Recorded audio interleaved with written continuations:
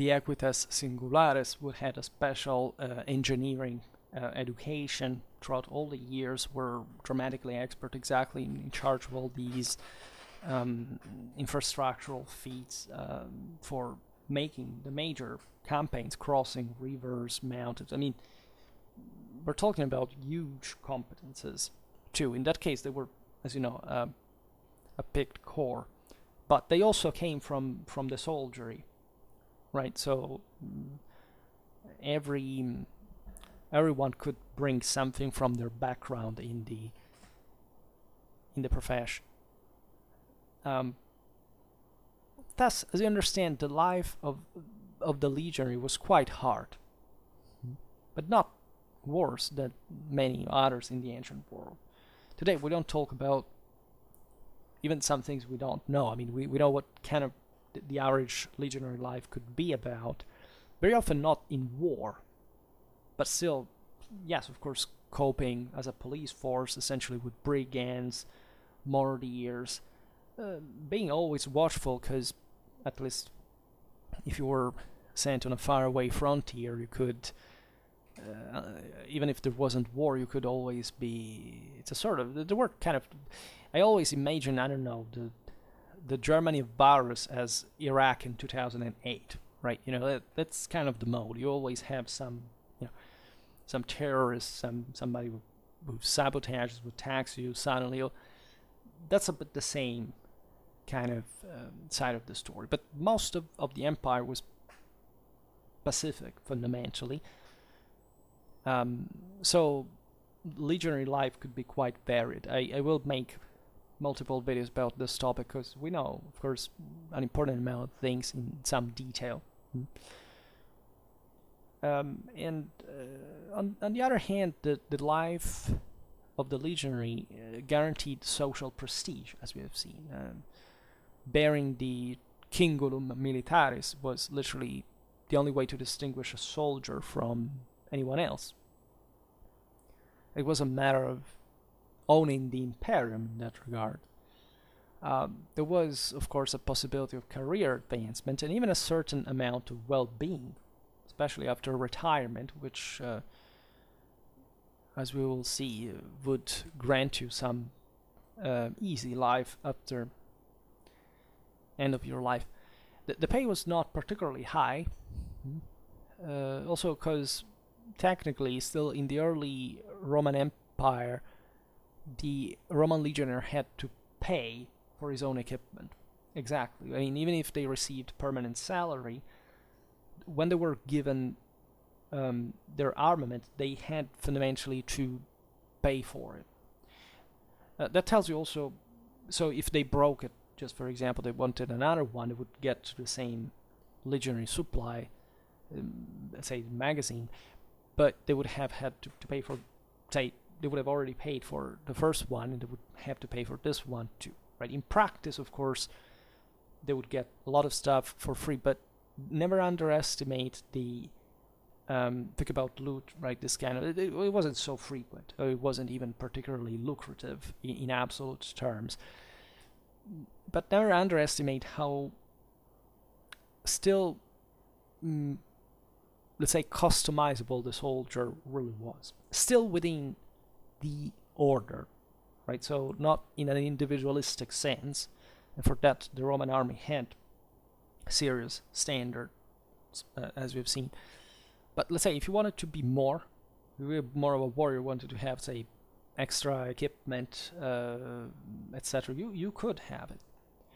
And that's why in the last years, when you look at reconstruction of legionnaires and so on, and also of other soldiers in history, you have noticed how much more heterogeneous these troops really are, or depicted, like with different types of armor, because archaeology or just this is a problem of the publishers in general, what they want to show, right? But we've always known that the equipment could be relatively varied, right? The essence of warfare was always the same, so you need always the same thing. But think about the manichae, the arm protection, right? I mean, metal or not, by the way, because there is also the question of the organic or metal material. Reinforcements. We know that along some frontiers, there were certain particular decorative styles. At these levels, colors. Regarding colors, we will talk some. I made some videos about that topic, as a matter of fact, already. Just we think the Roman army didn't have enough. It would have been extremely expensive, at least, to uniform colors, right? So there was at a certain level, probably mostly at the cohortal one, but it was in fact paid by the troops, right? Just imagine you are a legion scattered on, say, on the Rhine or in Mesopotamia. You stay there for a long time, and you're out there on your own. You are responsible for yourself, right? That's, as we've seen, the standard that you have to embody, to show the world, your enemies, but same Rome, you have to make her proud of your capacities. So the legion, the cohort, the contubernum was the house, was the identity of the soldier. And as such, they cared. Legions had all different symbols, different colors, different names. So these were also meant to mirror particular inclinations of these forces compared to others. There were bonuses for notable deeds. As we've seen, the legionnaires could share part of the spoils of war that they thought were in fact part of the divine reward. And once the service was over, the legionary will return to civilian life, because he could technically still gravitating around the camp and being attached there, also because maybe they had already a family locally, etc. Received a cash settlement. Under Caracalla, this was 20,000 sesterces, a sum sufficient to guarantee a peaceful old age, right? Or there was an equivalent value in arable land, often in a territory where Rome wanted to establish a colony. So we're talking mostly about the first period, right? Still the one of the Roman expansion. Before Romans, as we've seen, fought as soldiers if they could afford the equipment, so if they had the land. Instead, from Marian times onwards, the Roman soldiers fought to have the land, right? That is quite meaningful about who sees the land in the meanwhile. But this mechanism brought, in fact, to the distribution of land, to colonization, right? To the fact that still the families of legionnaires very often remained such, even though they gradually diluted. But when we talk about even the early empire, we say, look, this amount of legionnaires come from this place. But very often we are talking still about troops of Romano-Italic descent that may have married into the local women, and thus being, of course, diluted over time, becoming part of the province, right, in a decentralized way. But it was still a romanization. Gaul began to speak Romance, just as Iberia did, and those had nothing to do with it, even though, I don't know, Gallic was very close to Latin, which is often ignored willingly, apparently, but still it was not an Italic country. So the thing is very interesting, because it shows how strong the mark of the legionnaires really was. The same goes for Romania. It goes for, again, places that wouldn't be so obviously Romance speakers nowadays. And speaking of the women, because that's interesting, that's also part of what the imperial ideology revolved around. Think about the rape of the Sabines since Romulus times, and so this idea that the women were the reward, and that there was, of course, a divine fulfillment in the male subjugation of the woman and the creation of the new race, and the fact that women at that point were fact, the history of the rape of the Sabines was that the Sabines were defeated by the Romans, and who had taken the Sabine women, who at that point didn't want to come back with the Sabine men who came back, because they said, you don't have the Imperium, the Romans have it, they won us, and so you're just not as them, and we prefer them. And this was a big deal. This of course tells you why, in perspective, the Romans had also a quite open view, because they considered their goal, the one literally to, not just to, they hadn't lost the initiative, they hadn't given any to the enemy. They wanted their women, and they conquered the world in the process. The point though is that the legionary was forbidden to marry, for many disciplinary reasons, but this rule was difficult to respect. It was abolished in the long run, famously enough. Soldiers could recognize their children when they were discharged, though, which was an important male prerogative. I mean, this is what I wanted to digress on in the previous phrase, because women technically were not, I know it sounds terrible, but it is the real, actual, traditional thing. Women were not considered as the same way, not much men in that sense, but humans really were. So they thought that the men were the most important thing, and that even marriage was somehow a secondary aspect. I mean, even the in the sense, procreating a progenius of males was the core of the whole thing, because they were the ones through which was hoped at least the spirit of the father, that was the vanquisher, as opposed to one of the women, that could still be, of course, the daughter of a vanquisher, but would somehow be more morally negatively influenced. At least was the man's duty to temper, of course, to counterbalance the feminine chthonic element that was considered to be risky, especially for as far as the male imperial side of the story was concerned, because of course the women wouldn't fight, and even in those peoples which some did, wasn't absolutely normal. These were all rigidly, brutally, and radically patriarchal systems, right? So, in other words, of course, I was talking about it the other day, is worthily spent for the foreign auxilia, which could acquire, as we've seen, the Roman citizenship through military service, in fact, as auxilia, that they could pass on to their descendants. So this was an enormous incentive, because Roman citizenship was literally the gold standard there, even though, of course, not all Roman citizens de facto enjoyed the same privileges, but that could open you to them also in the further generations. So of course there were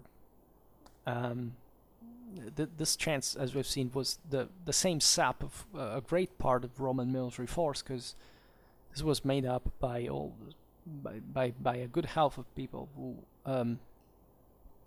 who wanted to just to fight to obtain that right to be at the same level of the people who had conquered them, which again makes a lot of sense. And so imagining even the competition in there. So what else to say? These are such huge topics that it feels bad to stop just talking about this way, and there's surely much more to say, and I hope to go on with Roman warfare videos that apparently you like more than the others I discovered. I would always advise you to watch the other videos as well, because you see, if you get one thing from this video, it's great, but if you get for multiple ones in different contexts, you really learn a lot diachronically and comparatively. That is the only way you can appreciate the measure of what I'm saying. Like, imagine you're a person that listens to this concept for the first time. And then you say, but what about, I don't know, the Napoleonic era? Or what about, let's say, feudal Europe, right? Where were we at these levels? Well, again, if you don't look at the other videos, in fact, you can't quite get it, right? And there are some preferential ways. I have a lot of playlists. People don't even know they are there, but they're not so watched as these videos here. And it seems strange to me because, from one side, again, I understand that the more popular the video is, let's say the video topic is, and the more people are feeling somehow, I know this or it interests me, but why? About Rome there is so much. I may be telling the story in a slightly different way, which you may be interested in, but I say it the same way also for the other videos. So I am reaching to the disconcerting conclusion that people just want to hear what they feel safe on, because they don't want to be challenged or they despise what they don't know. But this is YouTube. Like, I don't see you watching the videos that you don't know on the topic that you don't know / you're not interested for this reason. As I've learned, as I started myself, that I wasn't interested in it, myself until I learned of them, right? But in this regard, again, there is all a proper context, right? There is all a proper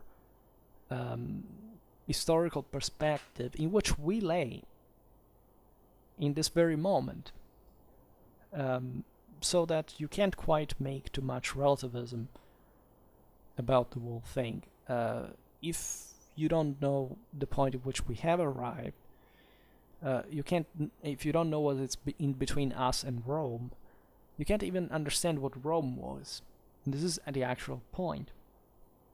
And I would like to make 3,000 videos at a time to cover all those, in fact, contexts that are a bit kind of would be thickening the net of my videos that are about very different topics at a time, but say at the same time are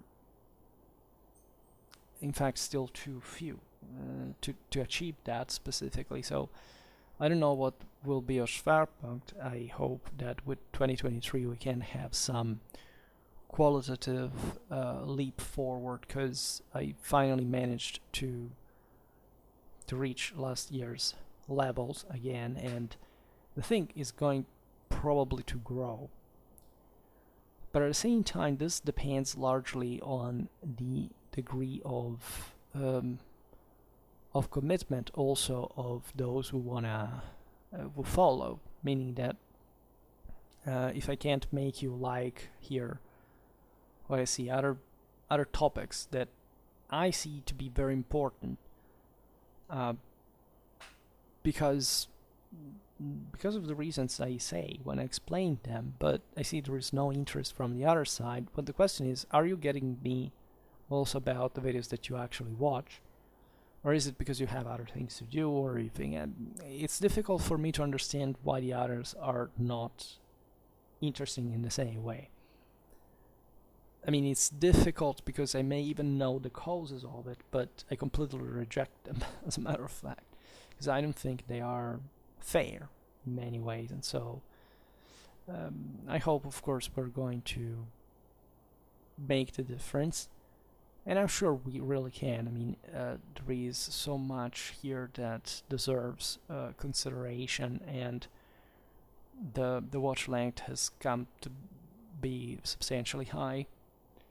The general approach to the channel, I think, has